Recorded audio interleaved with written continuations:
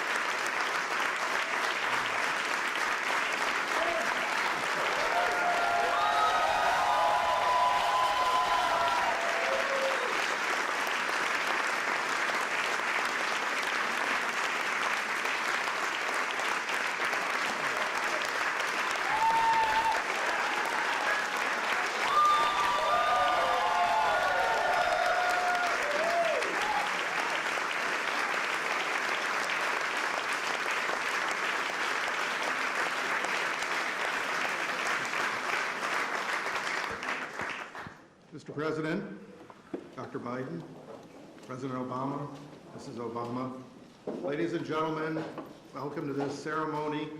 I'm John Rogers, the chairman of the White House Historical Association, and on behalf of the women and men of the association, I'm thrilled to celebrate with all of you the presentation of two magnificent American portraits today to honor and commemorate the indelible legacy of our 44th President and First Lady. Mrs. Obama, President Obama, it is a privilege to be able to carry forward this time-honored tradition of unveiling the official portraits and welcome them to the White House to be forever accessible and viewed by the public on these historic walls. Since its founding in 1961 by First Lady Jacqueline Kennedy, the White House Historical Association has been of service and our privilege to be able to acquire official portraits of those who previously were missing from the White House collection and to commission all of the portraits on record of each president and first lady since our founding. It's Surviving the modern era of photography and film and technology, few mediums can transport us with such immediacy and intimacy than the American portrait, capturing at once the power, the restraint, the courage, and the beauty of the human spirit. The portraits of our first family stand apart, each a painstaking exploration of a singular person, a human life conveyed in still, otherwise ever in motion and fulfilling the obligations to their oath. More than just the unveiling of our assemblage today, it's integral to the broader set of symbols and rituals and emblematic gestures distinctly American that sustain the spirit and the standing of our republic, bridging one presidency to the next the way we do one generation to the next, honoring the past as much as we look to the future. As we become more culturally and demographically diverse with ideas that are both molten and disparate pertaining to the future of our nation, our work to ensure the promise of what President Obama once called the unlikely story that is America. It's never been more intertwined with preserving what has been symbolically and foundationally at the heart of our storied resilience as a nation. And in this way, today is a reminder that America is governed not by a disconnected series of presidents, but rather by the enduring presidency. And within the greater story that's told by the 43 other portraits, we boldly celebrate their contrast and their confluence, certainly artistically, but also as distinguished chapters in the American narrative.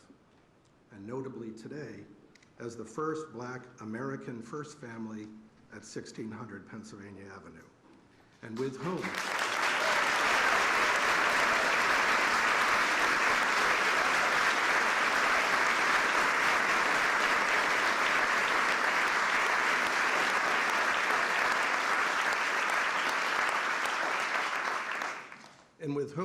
we shared the joy of watching your wonderful daughters grow up here and come of age.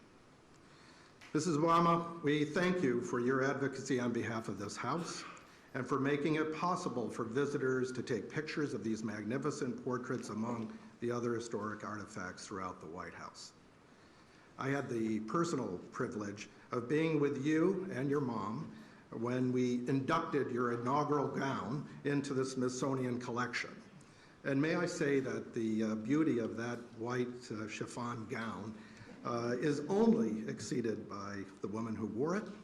And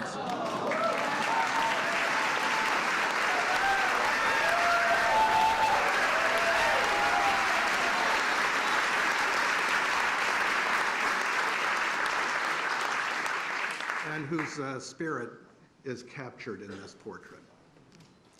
The tradition of service continues with Dr. Biden. She's our steward. We are honored that you were with us when we celebrated our 60th anniversary, and we look forward to our continued work with you on the educational mission of our association. And we are ever thankful to you and you, Mr. President, for hosting this wonderful ceremony today.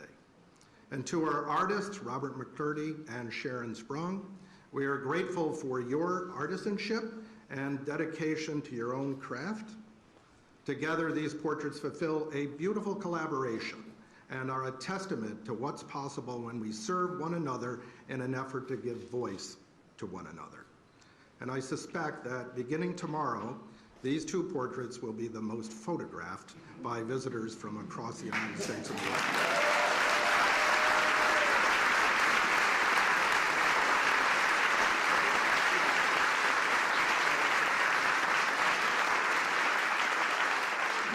And it's now my pleasure to introduce an admirer of great institutions and national treasures, the President of the United States of America.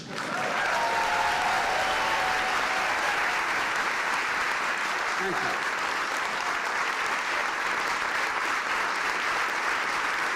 Thank you, thank you, thank you. Thank you.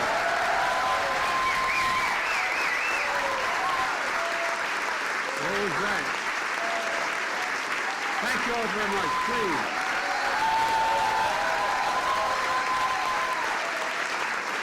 Thank you, thank you, thank you. Please. Thank you, John Rogers, in the White House Historical Society. Barack and Michelle, welcome home. Welcome home. Jill and I and Kamala and Doug are honored to host you and so many friends who have been part of this incredible journey. It includes members of your cabinet and staff, some of whom were foolish enough to come work with me. And there's someone else that I'd like to acknowledge tonight, Mrs. Robinson. This is your house as well.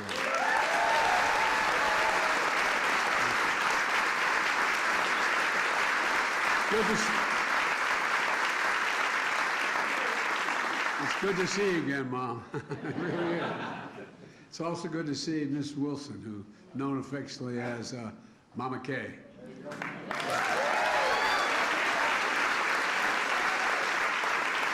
One of your best friends and Malia and Sasha's godmother. And as they say in Southern Delhi, you've done good, kid. And, President Kennedy once observed that every president must endure the gap between what he would like and what is possible. He was right. The history books are full of stories about presidents trying to bridge that gap. Stories that include the burdens of the office, the difficult decisions, how the work is always serious and often solemn. And all of that's true, but so is this.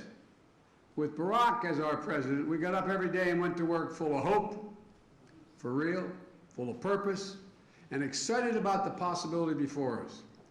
There are few people I've ever known with more integrity, decency, and moral courage than Barack Obama.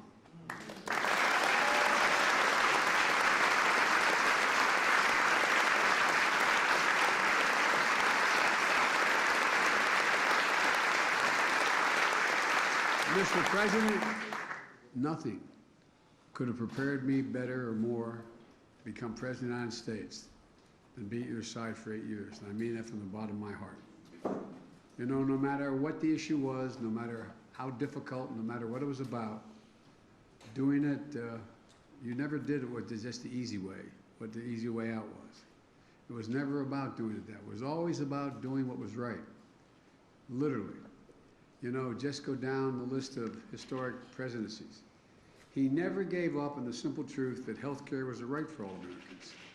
When so many were telling him, including me at one point, take the compromise, take a compromise. We weren't sure we could get anything done on ACA. Think about the compromise.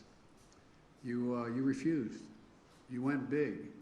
And now the Affordable Care Act is there permanently, and it's even being improved on.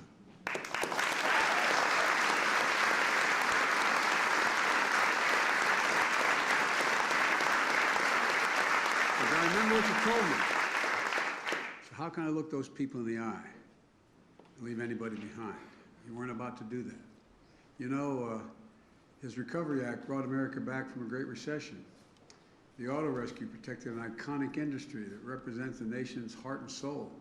And there were a whole lot of people, some maybe even in this room, that were telling you we should let the industry go bankrupt. We should let it go. But you wouldn't. You persisted. You insisted. And I remember our conversations, and I'm proud we stood together and wouldn't let that happen.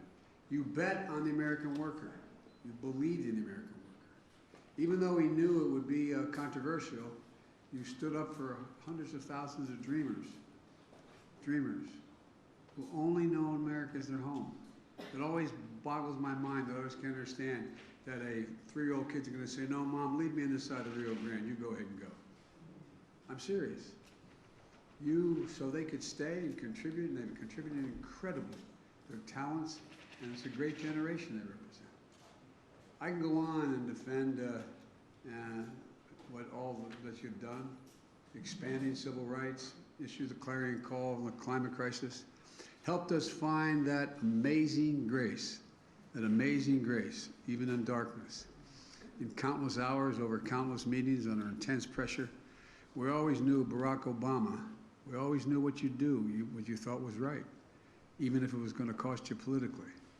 You know, we trusted him, all of you in this room. We believed in him. We counted on him. And I still do. And I still do.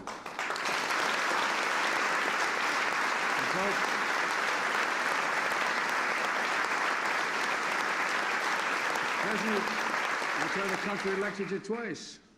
That's why you'll be considered one of the most consequential presidents in our history, along with one of the most consequential first ladies.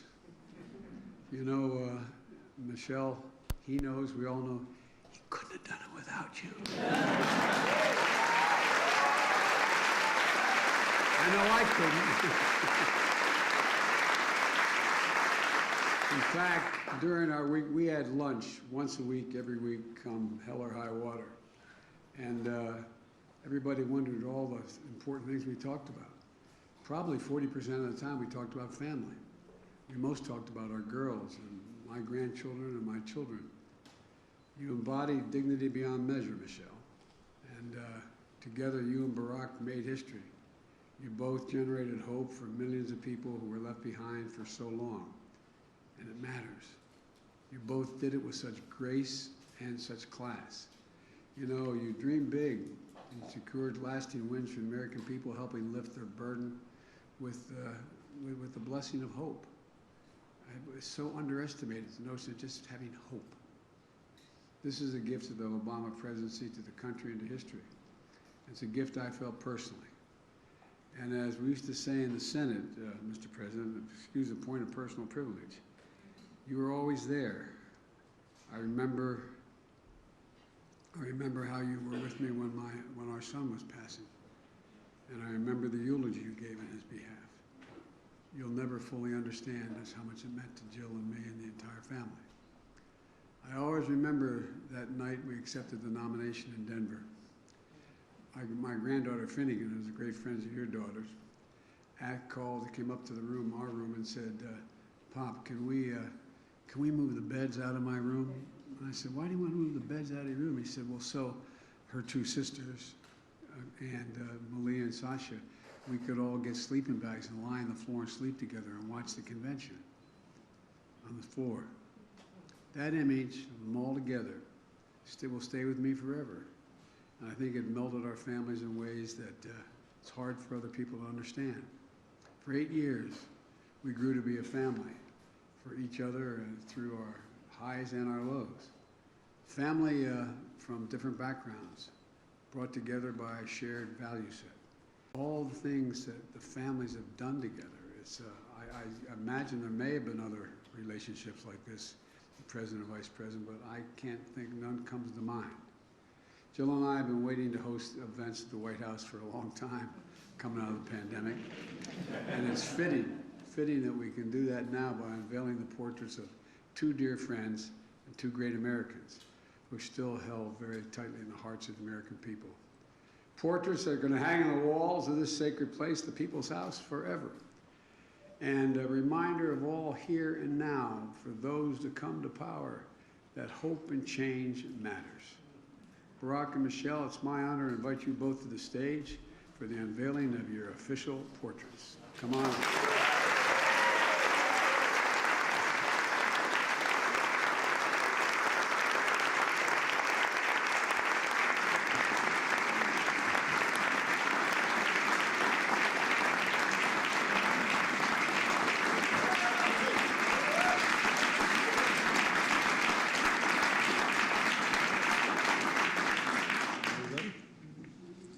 Yes? Okay. There we go.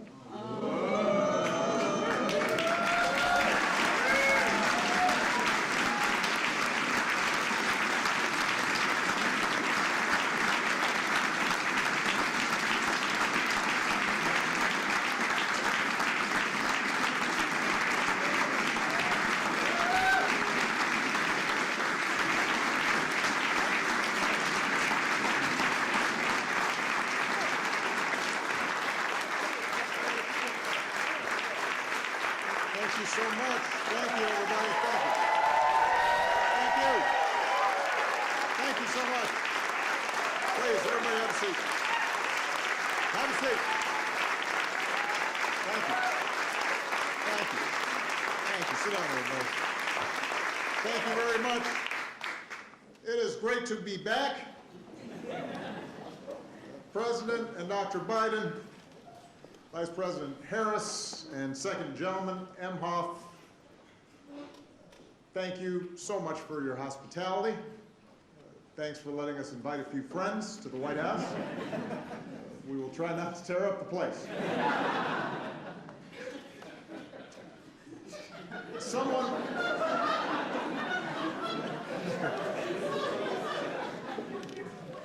Someone once said that if you're looking for a friend in Washington, get a dog. Our family was lucky enough to have 2 wonderful dogs. But I was even luckier to have a chance to spend 8 years working day and night with a man who became a true partner and a true friend. Joe, it is now America's good fortune to have you as president. You've guided us.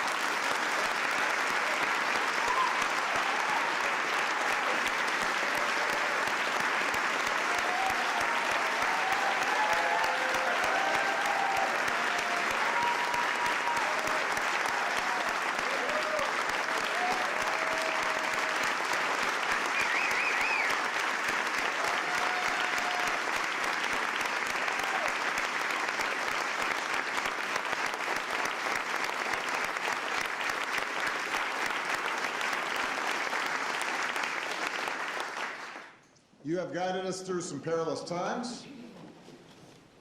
You've built on and gone beyond the work we all did together to expand health care, to fight climate change, to advance social justice, and to promote economic fairness. Thanks to your decency and thanks to your strength. Maybe most of all, thanks to your faith in our democracy and the American people. The country's better off than when you took office, and we should all be deeply grateful for that. So thank you so much.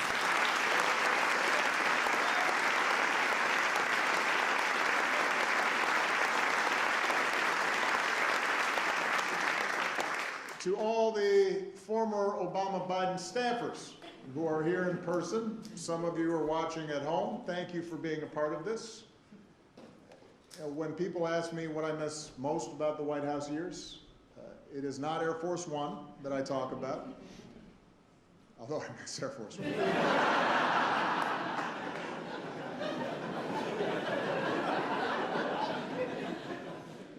It's the chance that I had to stand shoulder to shoulder with all of you. To have a chance to witness so many talented, selfless, idealistic, good people working tirelessly every day to make the world better. And for 8 years, and even longer for some of you, I drew on your energy and your dedication and your goodness. You inspired me, and I never wanted to disappoint you. And I tried to reflect the same heart and character that you displayed every day. Even during the toughest times, it was all of you that kept me going. So it's good to be back, to have a chance to see all of you, and to once again say thank you. Now, as much as I miss our work together, what's been a special joy is to see what's happened since.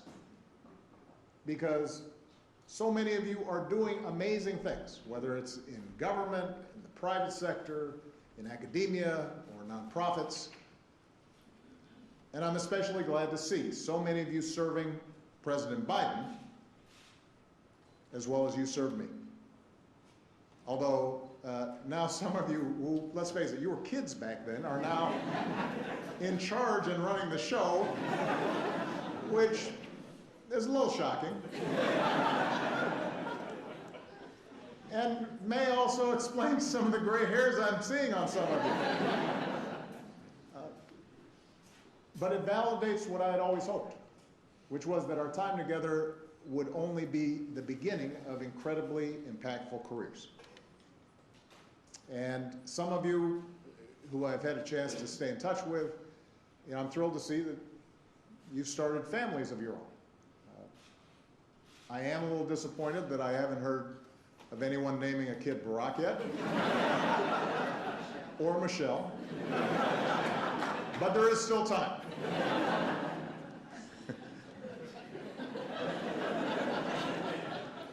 Finally, I want to say a special thanks to the White House staff. We had a chance to see them all beforehand.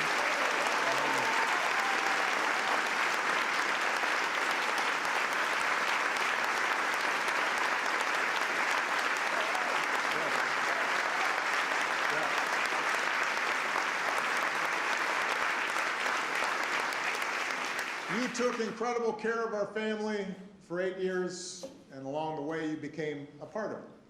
And we have not ever forgotten the kindness that you showed us. Now, when Michelle and I had our portraits unveiled at the National Portrait Gallery a few years back, I said that as far as I could tell, no one in my family tree had ever sat for a portrait before. I certainly had not. And now all of a sudden we've done it twice. But these portraits have a special significance because, as Joe mentioned, they will hang in the White House alongside portraits of other presidents and first ladies dating back to George and Martha. So it was important to find the right people to paint them.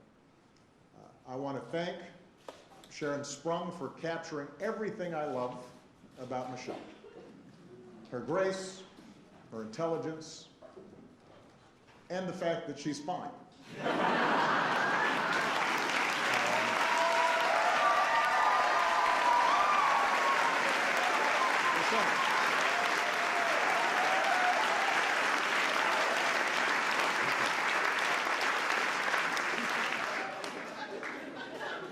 She is. The portrait is stunning. And I want to thank Robert McCurdy for taking on a much more difficult subject and doing a fantastic job with mine.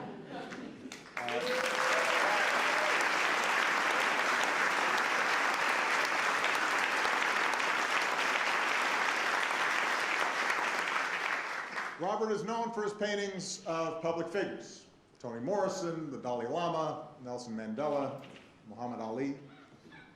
But what I love about Robert's work is that he paints people exactly the way they are, for better or worse. He captures every wrinkle on your face, every crease in your shirt. You'll note that he refused to hide any of my gray hairs, refused my request to make my ears smaller.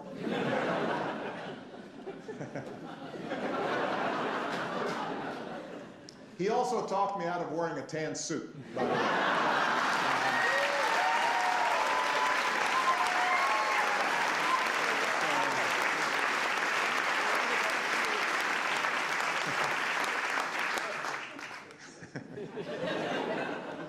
His work is so precise that at first glance it looks like a photograph. And Robert also paints his subjects looking straight ahead. So it feels like you're face to face, forming a connection. And that appealed to me, in part because presidents so often get airbrushed, even take on a mythical status, especially after you've gone, and people forget all the stuff they didn't like about you. But what you realize when you're sitting behind that desk, and what I want people to remember about Michelle and me, is that presidents and first ladies are human beings like everyone else. We have our gifts, we have our flaws. You've all experienced mine. We have good days and bad days. We feel the same joy and sadness, frustration and hope. And while it takes a certain amount of self-confidence to be president, there are nights where we lie awake, wondering if this or that decision was the right one. I've always described the presidency as a relay race. You take the baton from someone, you run your leg as hard and as well as you can, and then you hand it off to someone else, knowing that your work will be incomplete. The portraits hanging in the White House chronicle the runners in that race. Each of us tasked with trying to bring the country we love closer to its highest aspirations. And when future generations walk these halls and look up at these portraits, I hope they get a better, honest sense of who Michelle and I were. And I hope they leave with a deeper understanding that if we could make it here, maybe they can too. They can do remarkable things too.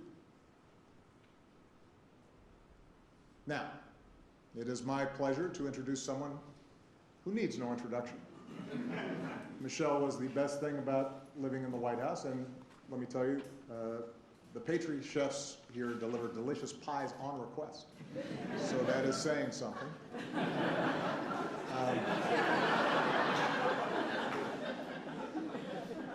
I could not ask for a better life partner, and in my humble opinion, America could not have asked for a better First Lady. Please give it up for Michelle Obama.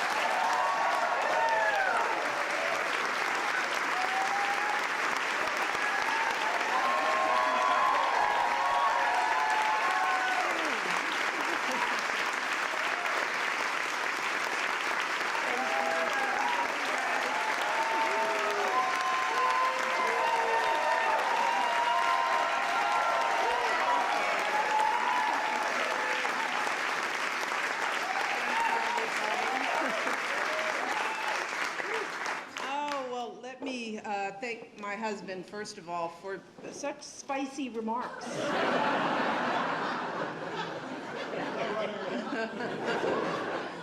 And of course, thank you to Joe and Jill, President Biden, and First Lady Jill Biden. Thank you for inviting us back. This means so much to us. We were saying at lunch that the girls have lived in this house longer than they've lived anywhere. And so this, as odd of a home as this can be, as wonderful as it can be, it is a special place because we raised our girls here. And it means so much to come back to friends and to be able to spend time talking about our girls. And so I am grateful to both of you for the work that you're doing, the love that you're showing us, our staff, and the work that you're doing for this country. Thank you so much.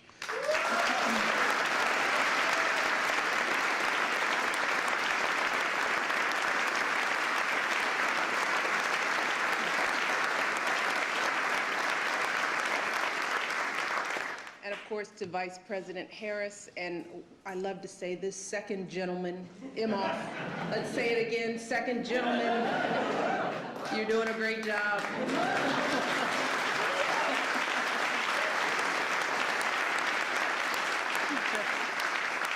Thank you for joining us today. And I can't go any further without, of course, acknowledging all of the amazing staff, friends. You're more than staff, you're friends, you're family to us, particularly the people who've been part of my team over the years. I don't have time to name everyone, thank goodness. But you all know who you are, from the campaign to the White House to today. I would not be who I am without your passion and your faith and all the love that you poured into everything that we accomplished together. And it was amazing, historic. What did Sam Cass used to say? Unprecedented. You all mean the world to me, and I mean that from the bottom of my heart. So thank you. Proud of you, proud of the work that you've done, proud of what you're doing. I also want to take the time to recognize the resident staff. As Barack said, you guys made this a home. We snatched up a few of you all and took you with us. But for those of you who we couldn't bring, we miss you so much. We miss you so much. The best part about this house was you all. So it's so good to see you, and you all look good, so good. I'd also like to recognize Stuart McLaurin, of course, John Rogers. It's been amazing working with you all over the years. I have to recognize Bill Allman, who has been fabulous to work with over the years.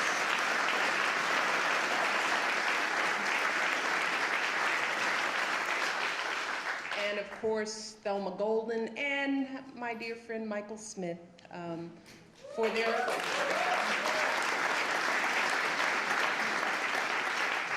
we are where we are because of their comprehensive and rigorous work to identify these incredible artists. And that brings me to our artist, of course, Robert McCurdy, who, you did a good job. You did a good job. But I got to spend a lot of time with Sharon Sprung. And Sharon now joins a small but mighty group of women who've painted an official portrait here at the White House.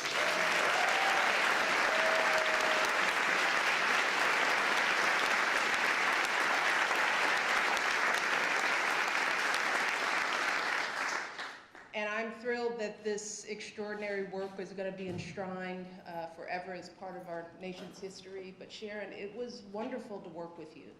You are a true spirit. That's one of the reasons why we connected. Your work is phenomenal, but it was your essence, your soul, the way you saw me, the way we interacted, and it shows in this beautiful work. So thank you for your brilliance, your artistry, and your patience in this process. I remember I went to see the work in Brooklyn, and poor Sharon, because no one is supposed to know who the artists are, so her studio is her home. And so she had this piece in her home. You couldn't have guests over. You were frightened that it would get out. You just wanted it out of your space. And every year I thought about, she must be going crazy. So thank you so much. Let's give them both.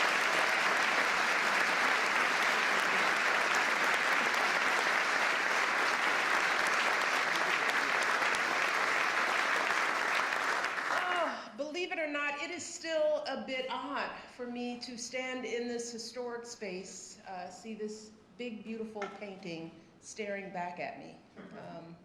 Growing up on Euclid Avenue, Mommy, I never could have imagined that any of this would be part of my story. But even if it's all still a bit awkward for me, I do recognize why moments like these are important. Why all of this is absolutely necessary. Traditions like this matter, not just for those of us who hold these positions, but for everyone participating in and watching our democracy. You see, the people, they make their voices heard with their vote. We hold an inauguration to ensure a peaceful transition of power. Those of us lucky enough to serve, work, as Barack said, as hard as we can for as long as we can, as long as the people choose to keep us here. And once our time is up, we move on. And all that remains in this hallowed place are our good efforts and these portraits. Portraits that connect our history to the present day. Portraits that hang here as history continues to be made. So for me, this day is not just about what has happened, it's also about what could happen. Because a girl like me, she was never supposed to be up there next to Jacqueline Kennedy and Dolly Madison. She was never supposed to live in this house, and she definitely wasn't supposed to serve as First Lady. Love you, Michelle.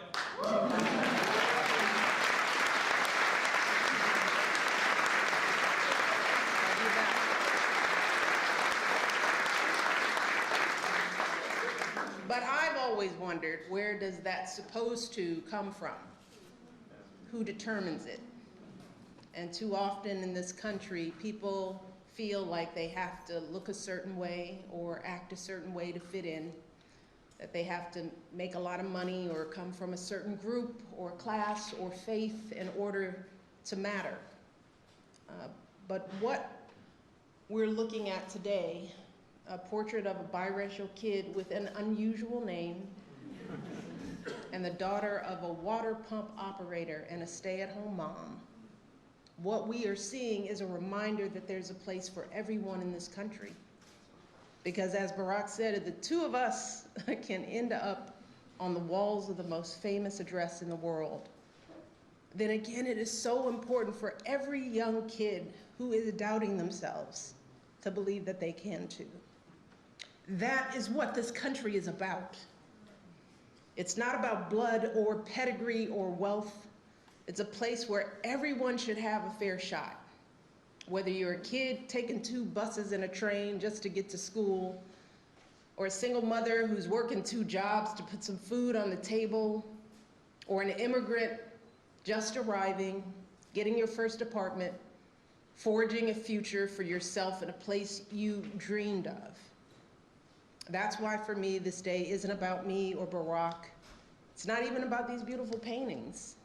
It's about telling that fuller story, a story that includes every single American in every single corner of the country, so that our kids and grandkids can see something more for themselves.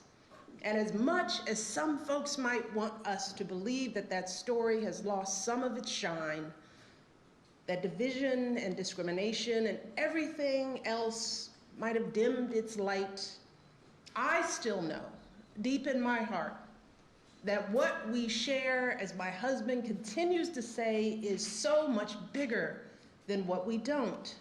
Our democracy is so much stronger than our differences. And this little girl from the South Side is blessed beyond measure to have felt the truth of that fuller story throughout her entire life, never more so than today. So thank you to President Biden, to Sharon, and to all of you today for playing a part in this day and all the days that led to it.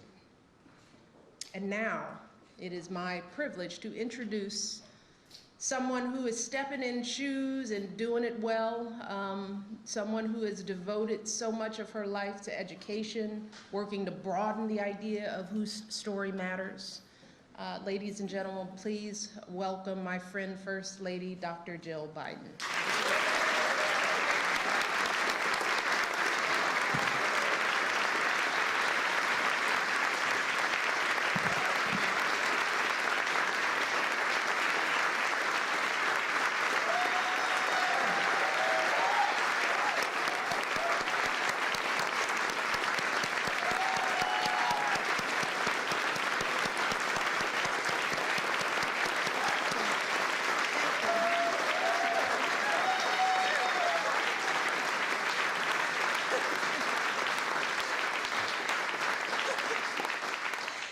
Joe, honestly, everybody stood with Joe.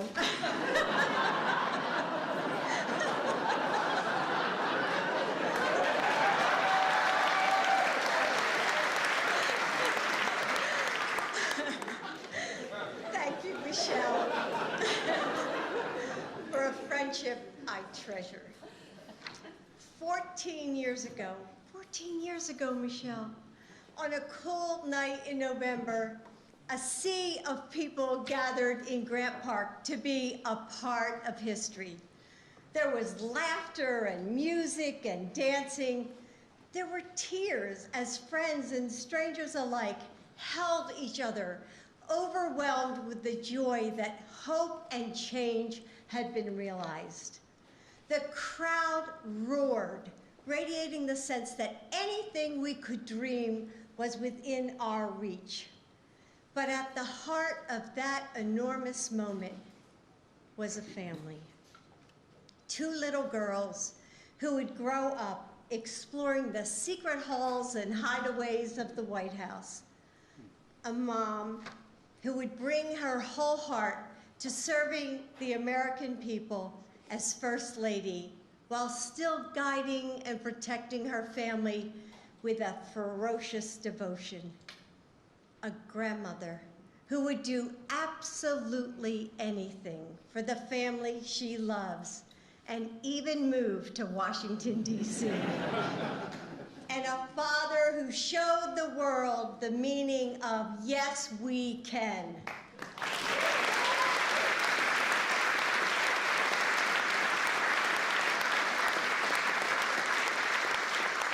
Joe and me and our entire family, standing on that stage next to you was like waking up in a new world, a place where, with hard work, anything was possible.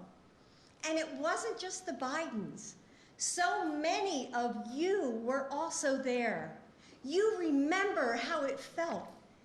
It was magic, wasn't it? That night, your family connected us all. And our family, the Obama-Biden team, every one of you who were fired up and ready to go, together, we changed the course of this country forever. And when I look at these portraits, I see family. Your family, the family we all built, and the families across America that we served together. I see love, joy, and fellowship, and we are honored to hang them today and share them with the world. So thank you for being with us. And now please join us in the State Dining Room for a reception. Thank you for being here. Ladies and gentlemen, please remain in your seats while the President and Dr. Biden, President and Mrs. Obama, and the Vice President and Second Gentleman depart.